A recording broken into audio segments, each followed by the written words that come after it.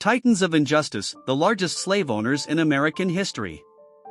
The legacy of slavery in the United States is a complex and troubling chapter, marked by the stark contrast between ideals of liberty and the realities of human bondage.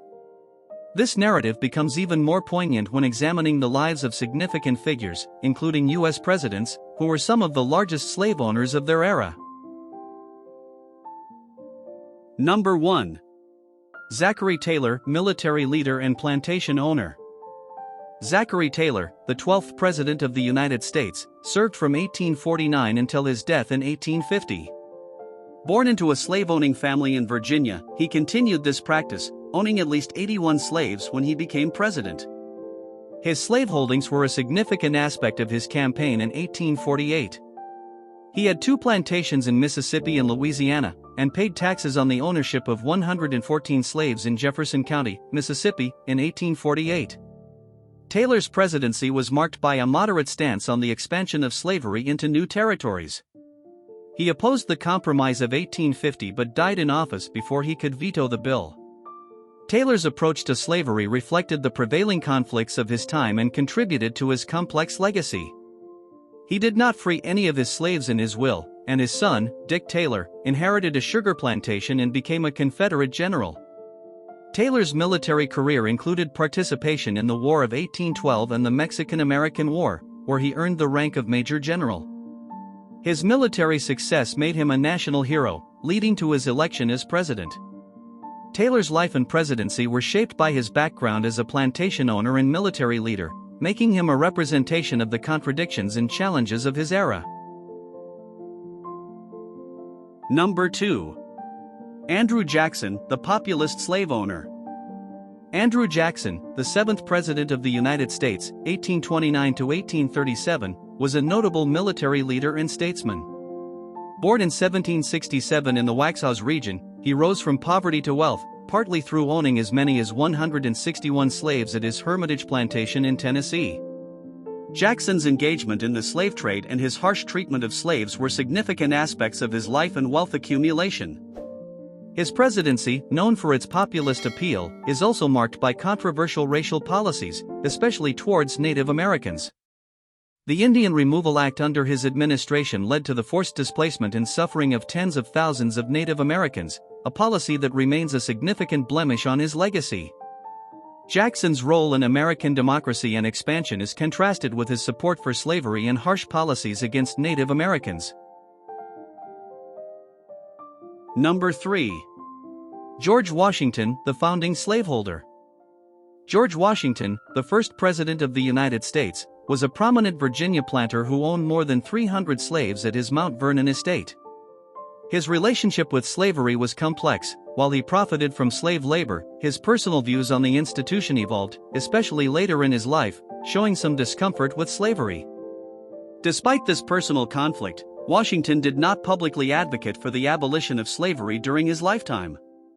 His legacy, therefore, reflects both his foundational role in the nation's history and his participation in the institution of slavery, embodying the contradictions of the early United States where democratic ideals coexisted with the practice of slavery. Number 4. William Ain Jr., the rice planter. William Ain Jr., born on January 28, 1806, in Charleston, South Carolina, was a notable figure in the 19th-century American South. The son of the first president of the South Carolina Canal and Railroad Company, he graduated from the College of South Carolina in 1825 and became a prominent planter.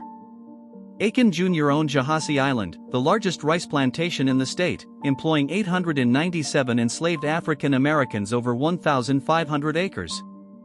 He also held significant political roles, serving as the 61st governor of South Carolina from 1844 to 1846 and as a U.S. House of Representatives member.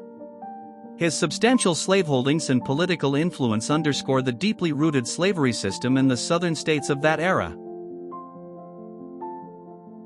Number 5. Thomas Jefferson, the paradox of liberty.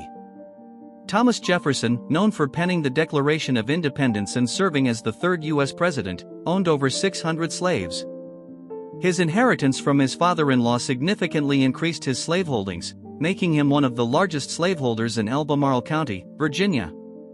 While Jefferson publicly condemned slavery as a moral depravity and a violation of the principles of American Revolution, he continued to own and profit from enslaved people throughout his life. This contradiction is further complicated by his relationship with Sally Hemings, a slave at Monticello, with whom he had several children. Jefferson's legacy thus presents a stark contrast between his advocacy for liberty and his personal practice of slavery. Number 6. Robert Ruffen Barrow, the sugar plantation mogul. Robert Ruffen Barrow, a major sugar plantation owner, had over 450 slaves. His operations in the sugar industry of the antebellum South are emblematic of the era's complex relationship between economics and morality. Barrow's success, heavily dependent on slave labor, not only augmented his personal wealth but also perpetuated the economic structures that sustained slavery. His life provides insight into the societal norms and economic dependencies that characterized the southern United States during this period, highlighting how the prosperity of industries like sugar cultivation was tightly intertwined with the institution of slavery. Number 7.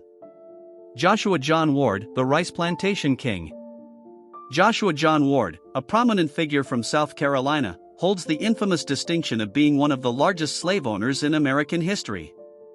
He owned over 1,130 slaves, a staggering number that underscores the scale of his operations.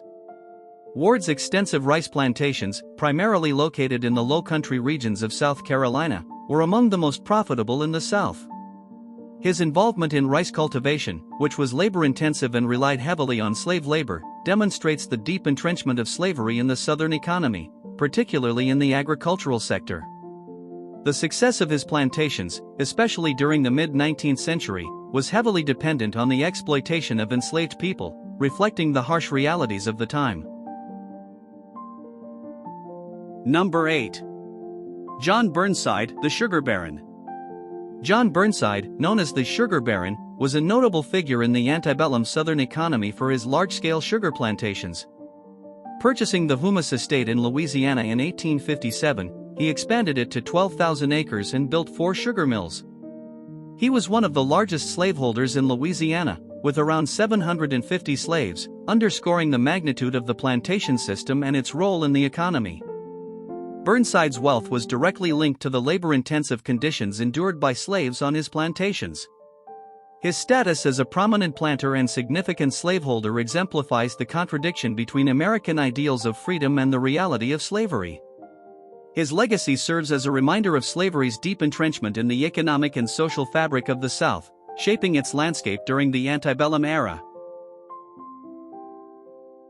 Number 9. Stephen Duncan, cotton magnate. Stephen Duncan, recognized as one of the wealthiest cotton planters in the South, owned more than 1,000 slaves. His vast holdings were primarily situated in Mississippi, a state that was central to the cotton boom in the 19th century. Duncan's involvement in the cotton industry, which was a major economic driver in the southern United States, highlights the critical role of slave labor in this sector.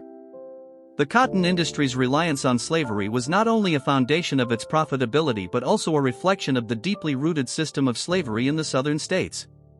Duncan's success and wealth were indicative of the broader economic and social structures that were built on the backs of enslaved people, particularly in the cotton-dominated agricultural landscape of the South. Number 10.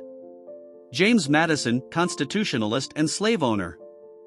James Madison, often revered as the father of the Constitution and the 4th President of the United States, serving from 1809 to 1817, was a significant figure in the early formation of the American political system. Despite his critical role in shaping American democracy, including his instrumental work in drafting the United States Constitution and the Bill of Rights, Madison was also a slave owner. He owned more than 100 slaves throughout his lifetime. Madison's Montpelier estate in Virginia was maintained and operated primarily through slave labor.